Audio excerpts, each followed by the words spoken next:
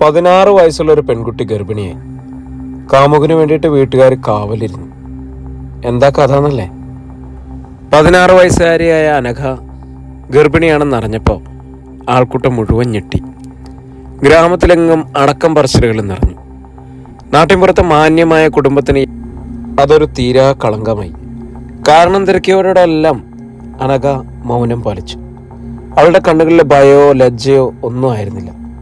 അജ്ഞാതമായ ഒരഗാധതയായിരുന്നു. ആളുകൾ അവളെ കുറ്റപ്പെടുത്തി. കുടുംബത്തിന് അവള് അപമാനമായി. അവൾക്ക് എന്തോ ഒളിപ്പിക്കാനുണ്ട്. അമ്മയുടെ കണ്ണുകൾ കലങ്ങി.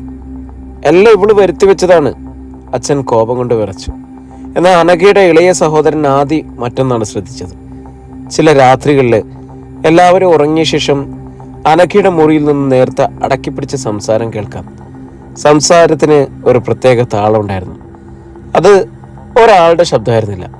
ചിലപ്പോൾ ഒരു പുരുഷ ശബ്ദത്തിന്റെ നേർത്ത മുഴക്കം. ആദിയുടെ വാക്കുകൾ വീട്ടുകാരിൽ പുതിയൊരു സംശയം ജനിപ്പിച്ചു. അനഘ ഒറ്റയ്ക്ക് സംസാരിക്കണോ അതോ കുടുംബത്തിന്റെ മാനം കളഞ്ഞ ആ രഹസ്യ കാമുകന്റെ കയ്യോടെ പിടികൂടാൻ അവർ തീരുമാനിച്ചു. അവർ ആ ദിവസത്തിനായി കാത്തിരുന്നു. എല്ലാവരും ഉറങ്ങിക്കഴിഞ്ഞപ്പോൾ മാത്രം സംഭവിക്കുന്ന ആ കൂടിക്കാഴ്ചയ്ക്കായിട്ട്. നീലപ്രകാശത്തിലെ ഗന്ധർവൻ. ഒരു പൗർണമ രാത്രിയായിരുന്നു അത്. മതിൽക്കെട്ടിനുള്ളിൽ പോലും ചന്ദനത്തിന്റെ നേർത്ത ഗന്ധം തങ്ങി നിന്നു. എല്ലാവരും ഉറങ്ങിയെന്ന് ഉറപ്പാക്കിയ ശേഷം അനഘയുടെ മാതാപിതാക്കളും മാതിയും ഒളിഞ്ഞു നോക്കി. മുറിയില് നേർത്ത നീല വെളിച്ചം. അതവിടെ അങ്ങനെ നിറഞ്ഞു നിന്നിരുന്നു. ആ വെളിച്ചത്തിന്റെ ഉറവിടം മനസ്സിലായില്ല. അനഘ കട്ടിലിരിക്കുന്നുണ്ടായിരുന്നു. അവളുടെ മുഖത്ത് ദുഃഖം കലർന്നൊരു പ്രണയം.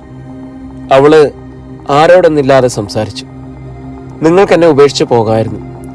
നിങ്ങൾ ഈ ഒരു ഗന്ധർവനല്ലേ? ഈ ലോകത്തിന്റെ നിയമങ്ങൾ നിങ്ങൾക്ക് എങ്ങനെ മനസ്സിലാകും? ഞാനിപ്പോൾ ഒറ്റയ്ക്കാണ്. അപ്പം മുറിയുടെ അറ്റത്ത് അന്തരീക്ഷത്തിൽ നിന്നും രൂപപ്പെട്ടതുപോലെ ഒരാൾ നിന്നു. അവന്റെ സൗന്ദര്യം കണ്ടാൽ കരിങ്കല്ല് പോലും ഉരുകിപ്പോകും. തീക്ഷ്ണമായ കണ്ണുകൾ, കറുത്ത ചുരുണ്ട മുടി, ചന്ദനഗന്ധം അവനിൽ നിന്നാണ് പ്രസരിക്കുന്നത്. അവൻ പുരാണ കഥകളിൽ മാത്രം കേട്ടിട്ടുള്ള ഗന്ധർവൻ തന്നെ. ആ രൂപം അനഘയുടെ അടുത്തേക്ക് നീങ്ങി. അനഘേ, ഞാൻ എങ്ങനെ നിന്നെ ഉപേക്ഷിക്കും? പ്രണയത്തിന് ലോക നിയമങ്ങളില്ല. നക്ഷത്രങ്ങൾ നിനക്ക് വേണ്ടി മാത്രം തിളങ്ങുന്നതാണ്. ഈ ഗന്ധർവൻ നിനക്ക് സ്വന്തമാണ്. നമ്മളുടെ പ്രണയത്തിന് ഒരു തെളിവാണ് ഈ കുഞ്ഞ്. ഗന്ധർവന്റെ വാക്കുകൾ കേട്ട് ഒളിഞ്ഞു നിന്നവർ നടുങ്ങി. അവർക്ക് വിശ്വസിക്കാനായില്ല.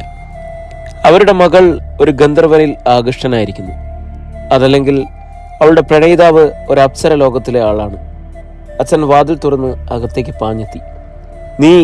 നീ ആരാണ്? ഭയം കാരണം അദ്ദേഹത്തിന്റെ ശബ്ദമിടറി. ഗന്ധർവൻ മന്ദഹസിച്ചു. ഞാൻ സുമേധസൻ, ദേവലോകത്തെ ഗായകൻ. ഞാൻ ഈ കന്യകയിൽ ആകൃഷ്ടനായി. ഇവളുടെ നിഷ്കളങ്കത എന്റെ ലോകത്ത് ലഭ്യമല്ലാത്ത ഒന്നാണ്. അനഘയുടെ അച്ഛനും അമ്മയ്ക്കും എന്തു പറയണമെന്നറിയില്ലായിരുന്നു. അവരുടെ എല്ലാ ദേഷ്യവും കോപവും ഭയത്തിന് വഴിമാറി. സാധാരണ മനുഷ്യരെ പോലെയല്ല, അവനൊരു ദൈവിക രൂപമാണ്. ഗ്രാമത്തെയും കുടുംബത്തെയും അപമാനിച്ച ഒരു കാമുകനല്ല അവൻ. ഒരു മനുഷ്യ സ്ത്രീയെ പ്രണയിച്ച ദേവഗായകനാണ്. ഗന്ധർവൻ അനഘയുടെ വയറിൽ തലോടി. ഭയപ്പെടണ്ട, ഈ കുഞ്ഞിനെ ഈ ലോകം ഏറ്റെടുക്കും. എന്റെ ശക്തിയാൽ ഞാൻ നിങ്ങളെ സംരക്ഷിക്കും. പക്ഷെ ഒരു ഗന്ധർവന് മനുഷ്യലോകത്ത് അധികം നാൾ നിലനിൽക്കാനാവില്ല. ഞാൻ പോവുകയാണ് അനഘെ. പക്ഷേ ഞാൻ നിന്റെ മനസ്സിൽ എന്നും ഉണ്ടാവും. ഈ കുഞ്ഞിന്റെ രൂപത്തിൽ ഞാനൊരൽപ്പം ഈ ഭൂമിയിൽ അവശേഷിക്കും. സുമേധസൻ അവസാനമായി അനഘയൊന്നു നോക്കി. അവളുടെ കണ്ണുകൾ നിറഞ്ഞൊഴുകി. അവൻ പതിയെ ആ നീല വെളിച്ചത്തിലേക്ക് അലിഞ്ഞു ചേർന്നു.